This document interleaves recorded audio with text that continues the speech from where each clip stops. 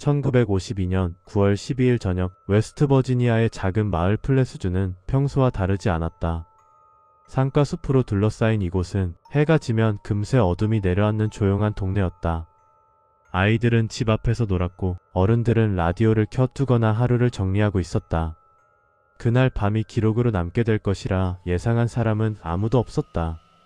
해가 완전히 지고 얼마 지나지 않았을 무렵 마을의 아이들 몇 명이 하늘을 올려다보았다. 그리고 동시에 하늘에서 무언가가 내려오는 것을 보았다. 그것은 별처럼 반짝이지도 비행기처럼 일정하게 움직이지도 않았다. 붉은 빛을 띤 채 마치 숲 너머 언덕으로 떨어지는 것처럼 보였다. 아이들 중 누군가는 하늘에서 불이 떨어졌다 고 말했다. 그 소식은 빠르게 번졌다. 아이들은 집으로 달려가 어른들에게 알렸고 몇몇 어른들은 아이들이 본 것이 유성일 가능성을 생각했다. 하지만 아이들은 단호했다. 별이 아니에요. 저기 숲 쪽으로 내려갔어요. 그들이 가리킨 방향은 마을 외곽 울창한 숲이 시작되는 언덕이었다. 결국 몇 명이 함께 확인하러 가기로 한다. 아이들 몇 명과 그들의 어머니 그리고 지역 방위군에 소속된 성인 한 명이 손전등을 들고 어둠 속으로 향했다. 그들은 산길을 따라 천천히 올라갔다. 숲은 이미 밤의 냄새로 가득했고 벌레 소리와 바람 소리만이 들렸다. 언덕 중턱에 다다랐을 때 공기는 갑자기 달라졌다. 기록에 따르면 그들은 자극적인 냄새를 느꼈다고 말했다. 타는 듯한 금속 냄새 혹은 가스와 비슷한 향. 그리고 그 순간 손전등 빛이 무엇인가를 비추었다.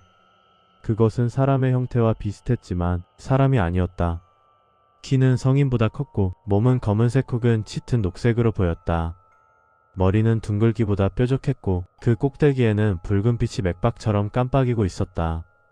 눈이라고 불릴 수 있는 두 개의 빛이 그들을 향해 고정된 채 움직이지 않았다. 그 존재는 걷지도 달리지도 않았다. 마치 그 자리에 서 있는 구조물처럼 보였다. 아이들은 비명을 질렀고 동행한 어른들 역시 그 장면을 보고 뒷걸음질 쳤다. 손전등의 빛이 흔들리며 그 형체는 잠시 더 또렷해졌다. 그때 한 아이가 비명을 지르며 쓰러졌다. 이후 기록에는 아이들 중 일부가 눈의 통증, 구토, 어지럼증을 호소했다고 적혀있다. 어른들 또한 목이 따갑고 눈이 타는 듯한 감각을 느꼈다고 증언했다. 그들은 더 이상 그곳에 머물 수 없었다.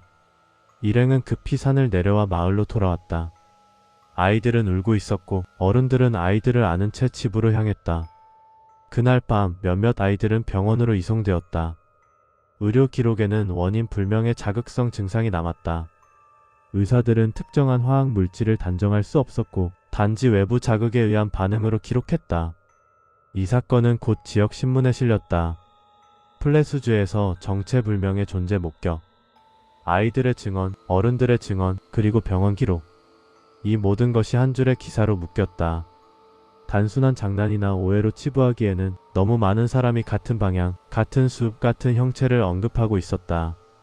그날 밤 플레스주에서는 누군가가 사라지지 않았다. 아무것도 파괴되지 않았다. 그러나 사람들은 분명히 숲속에서 무언가를 보았다. 그리고 그 경험은 개인의 기억을 넘어 문서와 기사로 남기 시작했다. 사건은 여기서 끝나지 않았다.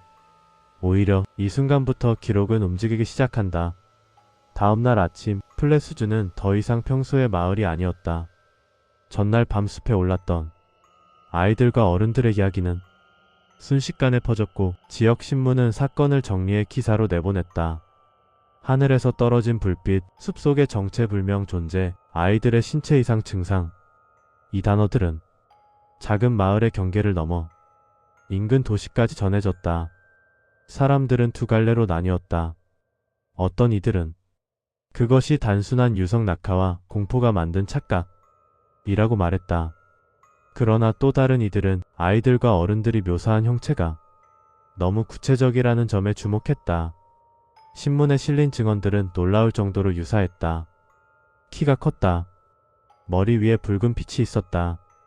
눈처럼 보이는 두 개의 광점이 있었다. 움직이지 않고 그 자리에 서 있었다. 이 묘사는 서로 떨어진 장소에서 개별적으로 수집된 것이었고 사전에 맞춘 흔적은 없었다. 특히 주목을 끈 것은 사건 직후 병원에 남은 기록이었다.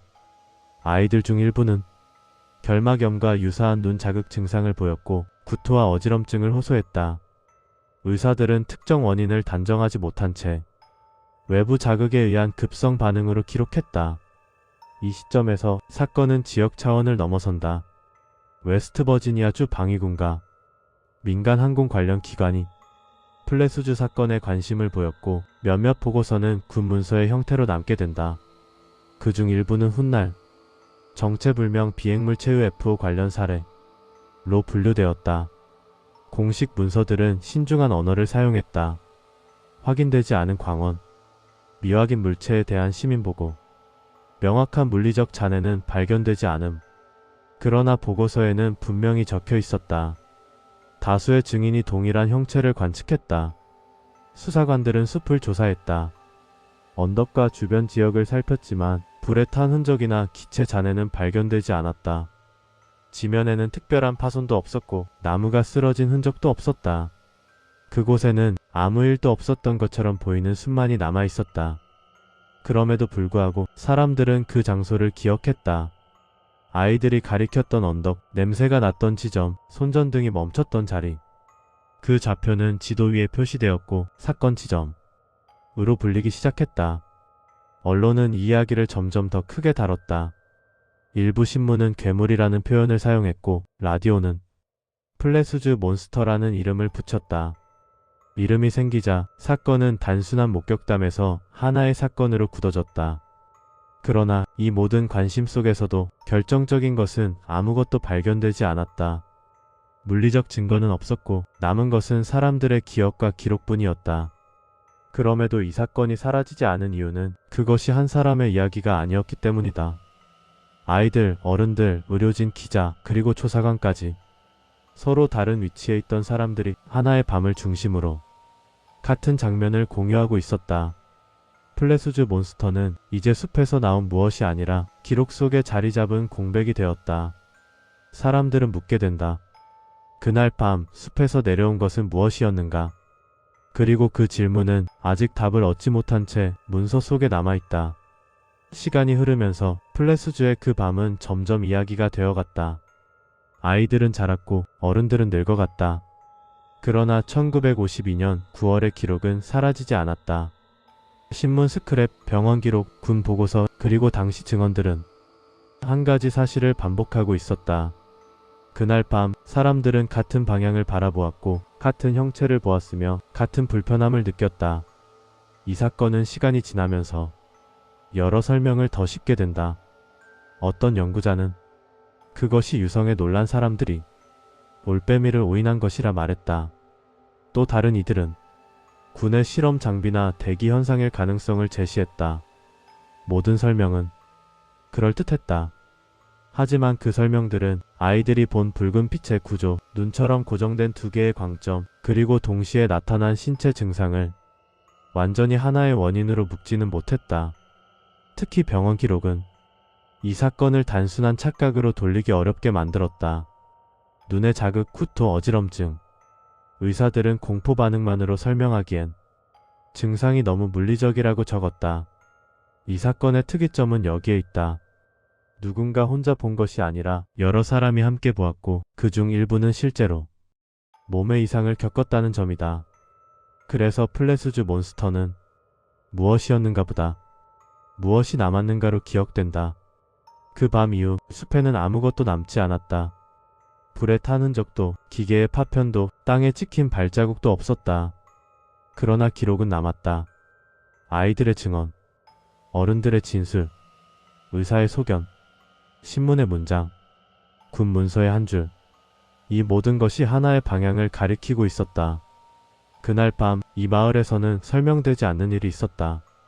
플레수주 몬스터는 하늘에서 내려온 괴물이 아닐지도 모른다. 숲에 숨어있는 존재가 아닐지도 모른다. 그러나 그것은 분명 기록 속에 남아있다. 이 사건은 우리에게 정답을 주지 않는다. 대신 하나의 질문을 남긴다. 사람들이 같은 것을 보고 같은 순간을 기억했을 때 그것을 무엇이라고 불러야 하는가?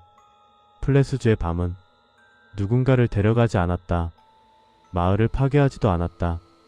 그저 몇 사람에게 같은 장면을 남겼다. 그리고 그 장면은 70년이 지난 지금도 지워지지 않은 채 기록 속에서 조용히 남아있다. 1952년 9월 웨스트 버지니아의 작은 숲에서 사람들은 무언가를 보았다. 그것이 무엇이었는지는 아직 쓰이지 않았다. 하지만 그들이 보았다는 사실만큼은 이미 역사가 되었다.